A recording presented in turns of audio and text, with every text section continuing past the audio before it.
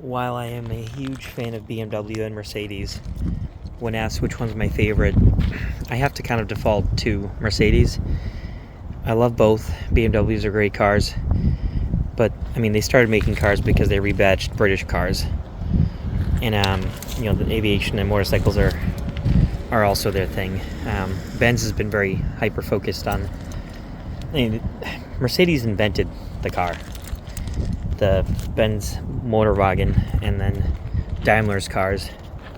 Those were the first, and those are two giant powerhouse two giant brands that merged together, and they revolutionized the world. And before Henry Ford and Oldsmobile, and Chevy wasn't even a glimmer in their eye. The Germans essentially invented the car in the sense of the way we know it, and this right here is considered the first, followed shortly after by Daimler's car. And then the two companies merged because of the Depression and post World War I economy and everything. But anyway, here's two examples.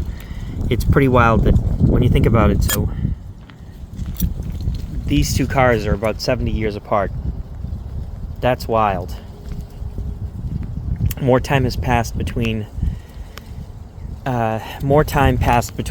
this car and this car than, I'm trying to think of a good example. Something like this in the 1980s or 1990s.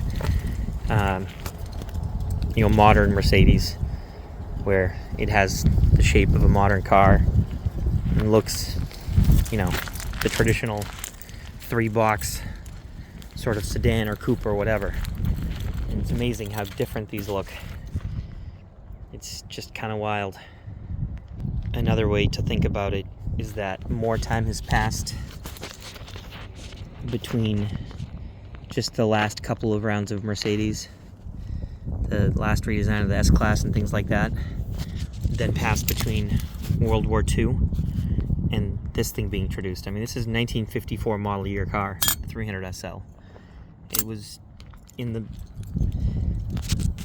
that time period, with all the horrors of war being just barely in their rearview mirror, this is what the company was capable of. It's really mind-blowing, and if Mercedes hadn't taken the responsibility to stop racing because of that crash at Le Mans, which was not their fault, 100%, not that it was Jaguar's or Aston Martin's fault or anybody else, but they just up and quit racing because they felt guilty about the crash. And other company did that. They were just trying to be responsible and do the right thing, and that's great.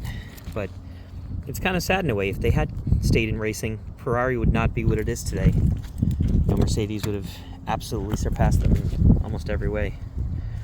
They were. They were already. This is another neat thing right here. Check this out. So the piston actually goes in and out on this thing. It has a counterbalance. It fully functions. This is wild. When you spin this, the piston goes in and out. The flywheel moves along with the wheels. It's wild. Let me see if I can show this. So it's not, for whatever reason, it's not very fluid. And I think, I don't know, do I need to put some oil on it maybe? But anyway, it's just for show. But these things are pretty cool.